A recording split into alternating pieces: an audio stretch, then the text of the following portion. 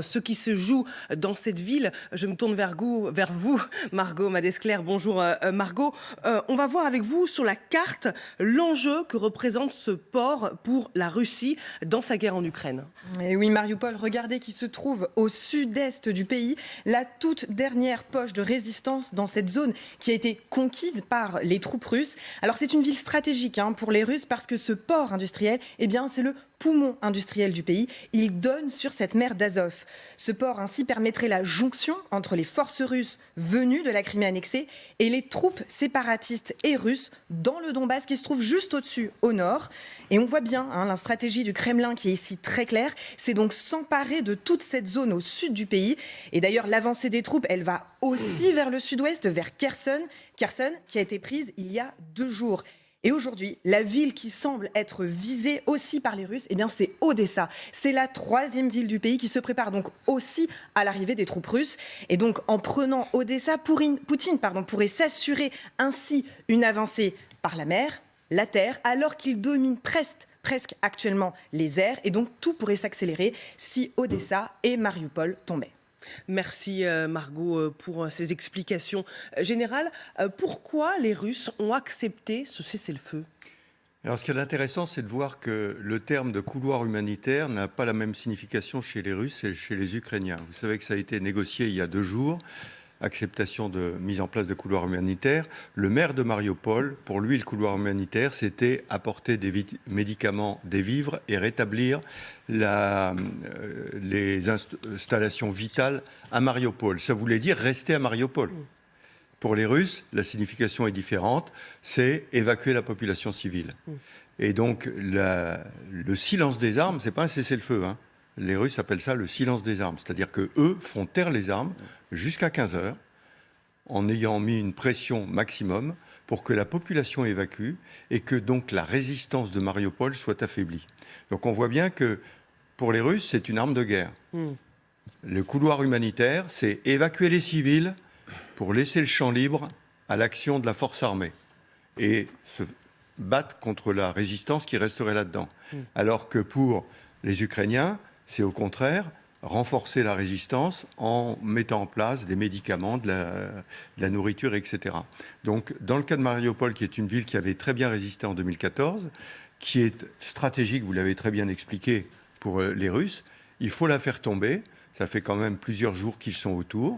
C'est une phase de la guerre pour prendre Mariupol. Et vous avez raison également d'indiquer que Mariupol est en même temps, ou après, on verra, Odessa. C'est toute la mer Noire, la mer d'Azov et la côte de la mer Noire qui va passer dans les mains russes. Ça étouffe économiquement l'Ukraine. L'Ukraine qui reste après sera complètement étouffée puisque c'est par ces ports que les exportations se font de tout ce qui est dans le nord-est de l'Ukraine, c'est-à-dire les céréales, les mines, etc. Donc on voit bien que la manœuvre de ce matin par les Russes utilise une négociation comme une arme de guerre pour pouvoir faire tomber Mariupol et probablement Odessa après, puisque Odessa est sur la même trajectoire. Alors ce n'est pas vraiment une grandeur d'arme de la part des Russes, Meredek Rafray. Comment vous l'interprétez, vous ? Non, mais là, il y a clairement sur ce point précis, il y a un enjeu de communication et de propagande des 2 côtés, donc les choses sont claires. Après, on ne peut pas tout reprocher aux Russes, tout est son contraire. S'il n'y avait pas négocié de couloir humanitaire, on aurait dit que les Russes massacraient la population. Les Russes ouvrent un couloir humanitaire, on ne peut pas dire... voilà, il faut quand même garder un équilibre. Je voudrais dire que, en réalité, Mariupol est déjà tombé. Mariupol est encerclé. Le fameux régiment Azov, très symbolique pour les Russes, est encerclé à l'intérieur. Et voilà, la question, c'est combien de temps ça va durer et comment ça va se faire à partir de 15 heures quand le couloir humanitaire sera verrouillé. Donc, on peut dire aussi, le général l'a très bien expliqué, que c'est un point stratégique. Il y a à peu près, selon mes informations, à peu près 10 millions de tonnes de céréales, de blé, de maïs qui sont actuellement dans les cuves, donc dans les cales, des cargos qui ne peuvent pas prendre la mer et qui sont à la fois à Mariupol et à Odessa. 10 millions de tonnes, c'est considérable. Ce sont en particulier des livraisons livraisons qui étaient destinées aux pays d'Afrique, notamment l'Égypte, notamment l'Algérie, et un ou deux autres m'échappent. Donc vous voyez, il y a un vrai sujet logistique, et c'est pour ça que les Russes ne lâcheront pas ces deux objectifs. Le prochain, vous l'avez dit, c'est Odessa. Mariupol étant plutôt à destination de l'industrie métallurgique, et Odessa plutôt spécialisée dans les problématiques céréalières. Et là, on voit déjà se dessiner l'offensive par trois endroits, par trois côtés différents sur Odessa, à partir de Kherson et de Nikolaïev, donc de l'est vers l'ouest, si on regarde votre carte. Oui. Une offensive qui descendrait plutôt du nord de Transnistrie, et puis sans doute un mouvement naval pour encercler Odessa. C'est évidemment le prochain objectif des Russes pour pouvoir verrouiller l'ensemble de la mer Noire. Je vous rappelle, la mer Noire, un lac russe. Eh bien justement, on va partir à Odessa, hein, que vous mentionniez, qui est sûrement la prochaine ville qui tombera aux mains des Russes, avec un habitant justement qui vit à Odessa. Bonjour Oleg Bobin, merci beaucoup d'être avec nous en direct sur LCI. Vous qui vivez au rythme des bombardements, racontez-nous comment ça se passe pour vous au quotidien.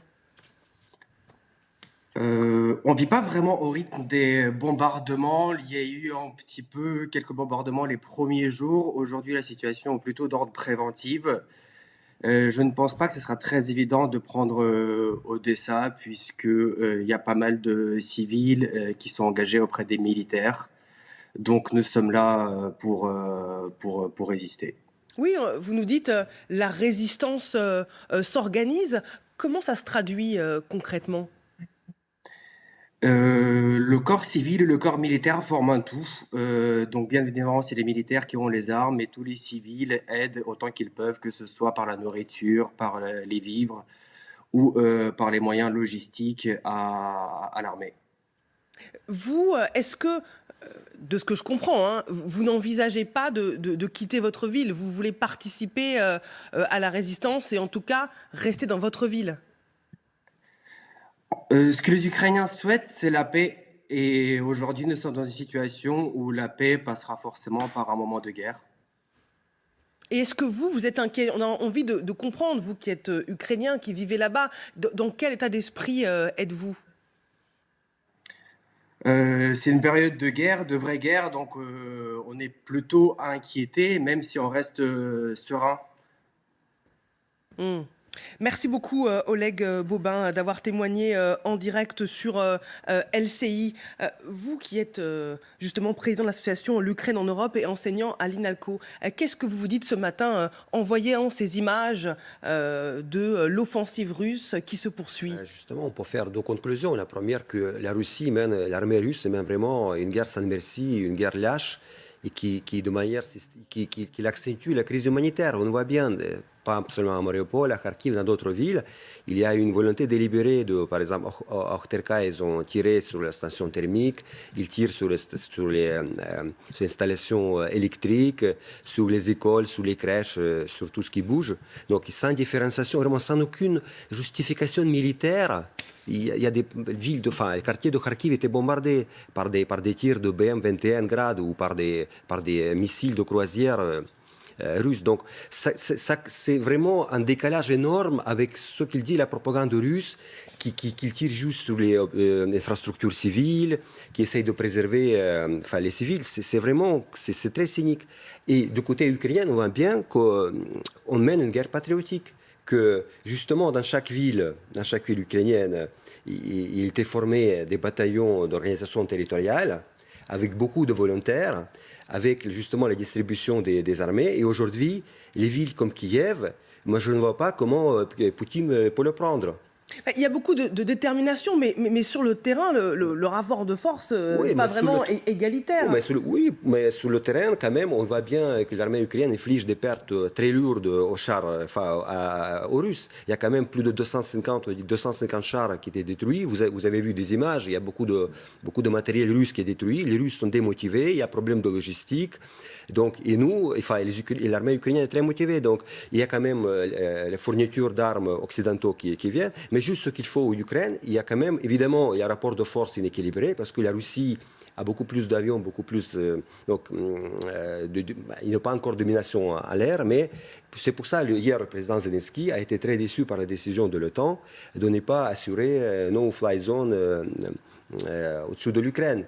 Mais je peux comprendre les Occidentaux, mais je pense qu'il y a d'autres moyens de fournir des armes, ce système antiaérien aux Ukrainiens pour qu'ils puissent quand même rééquilibrer le rapport de force. Parce que pour l'instant, le rapport de force, il est déséquilibré. On le voit bien ce matin, en général. Bien sûr, le rapport de force est déséquilibré, mais je voudrais simplement souligner une première chose, c'est qu'il y a un décalage entre ce qui se passe à Kiev et ce qui se passe dans le sud. Oui.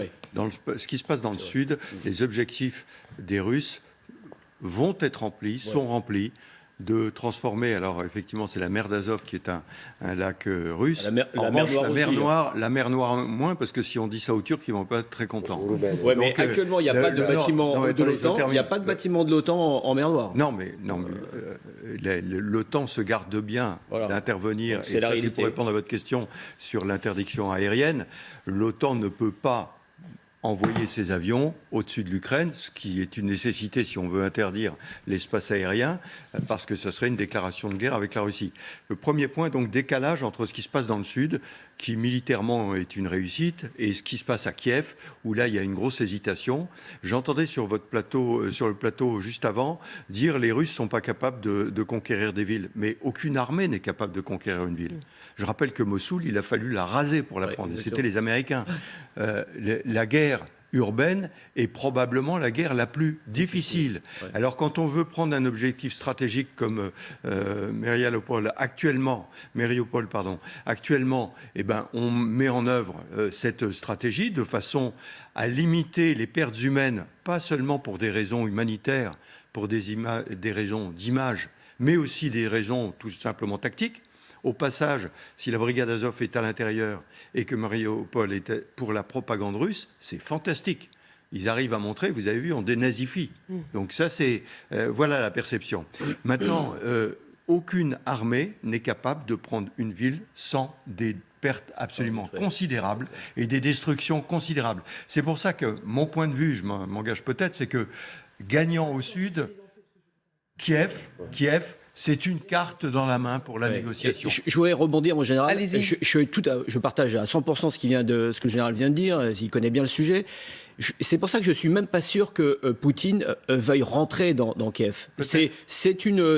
Pour l'instant, c'est une interrogation. Ouais. C'est pour les raisons que le général vient de dire, pour des raisons symboliques qu'on a expliquées tout à l'heure avec Olivier Mazerolle. Kiev, c'est le berceau culturel, historique, philosophique de la Russie. Donc, il a absolument pas intérêt à rentrer dans Kiev. Et c'est pour ça qu'il faut se garder voilà. On n'est pas dans la tête de Poutine et on ne sait pas aujourd'hui ce qu'il veut faire. Et on voit bien qu'il y a une hésitation. Le terme est très bien choisi. On va revenir sur Kiev, notamment avec vous, Jade, qui va nous montrer les dernières images des combats. Mais sur le front sud, est-ce qu'aujourd'hui, il y a un rouleau compresseur russe qui est en train de s'abattre sur le sud du pays? Alors en fait, oui. Alors attendez, deux réponses, deux temps dans la réponse. Le premier temps dans la réponse, c'est que les Russes ont eu du mal à percer clairement le front du Donbass. Et une des raisons pour lesquelles ils ont eu du mal à percer, c'est grâce à l'appui des armes occidentales et américaines, des fameux missiles Stinger et surtout Javelin, qui ont infligé des pertes importantes aux Russes. Et en particulier parce qu'ils étaient bien servis par des gens, par des experts ou des professionnels, on va dire ça comme ça. La deuxième chose, c'est que les troupes étaient motivées. Le régiment d'Azov, on peut le critiquer, mais c'est un régiment qui est motivé. Et donc, évidemment, ça a galvanisé la résistance. Mais clairement, maintenant, le front est percé. Les troupes, aujourd'hui, la situation militaire est assez claire dans le sud-est. C'est ce que je disais tout à l'heure, Mariupol est de facto encerclé. Donc, son sort est réglé. La mer d'Azov est totalement aux mains des Russes. Donc, voilà. Donc, les choses sont claires. Et après, c'est une question de progression dans la vitesse. Et les Russes, effectivement, y ont laissé un certain nombre de plumes, puisqu'on sait qu'en Crimée, les hôpitaux sont pleins de blessés russes. Ça, je voudrais vous montrer ces images de Borodyanka au nord-ouest de Kiev, à 100 km précisément de la capitale, ville détruite en partie par les bombardements russes. Ce sont des images impressionnantes. Est-ce que ce sont des images qui sont en train de montrer que les Ukrainiens sont en train de perdre la guerre ? Non, alors ces images, pour moi, puisqu'il s'agit de la région de Kiev, enfin les faubourgs de Kiev, ça montre la pression qui est mise par les Russes, mais toujours de la même façon, à distance. on bombarde, Ça, on met en c'est place... le matériel russe, vous voyez, le matériel russe détruit. Donc ça montre au contraire que la Alors, Russie s'acharne. Général. Oui, Pardon. on Expliquez-nous. met la pression. Non, mais qu'il y ait du matériel russe à la guerre, forcément, il y a des morts et il y a des matériels et il qui y a sont même du détruits. matériel russe Ça veut dans pas les dire lignes que c'est une- ukrainiennes. Ça ne veut pas dire que c'est une défaite. Ouais.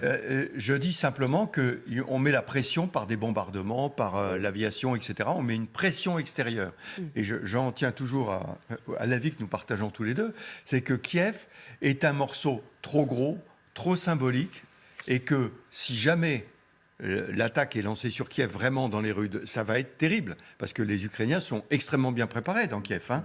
Il y a des obstacles anti-chars, il y a des tranchées, ils ont eu le temps de se préparer. Et donc c'est pour ça que je pense que c'est une carte dans la main. C'est-à-dire qu'au moment de la négociation, Voilà, c'est ça. ok, Le point je est là. conserve tout ce que j'ai gardé, et ça, si vous voulez, de toute façon, ça serait trop dur pour moi, vous pouvez le garder pour une Ukraine croupion. Je pense que ça peut être une carte de négociation. Parce que le jour où l'attaque sera lancée sur Kiev, ça va prendre du temps, il y aura beaucoup de pertes russes, et pour les images, ça sera absolument dramatique, et en plus, ça va prendre du temps. Et on sait que le temps joue contre Poutine. Il voulait faire une prise rapide de Kiev, il l'a raté. D'accord, mais il ne faut pas que ça dure des mois quand même, parce que sinon ça devient intenable. D'abord, la Russie, soumise quand même à des pressions de partout, va avoir du mal.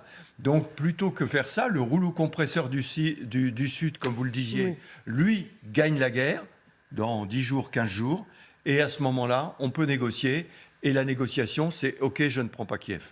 Ça peut être un argument de négociation. En revanche, il met clairement la pression dans le cadre des négociations qui sont actuellement ouvertes depuis jeudi, je crois, ou mercredi, avec les Ukrainiens, pour une fois de plus essayer de stopper le plus rapidement possible les combats et donc de gagner en image, ou en tout cas de gagner de vitesse en fait le combat de l'image. Ça c'est très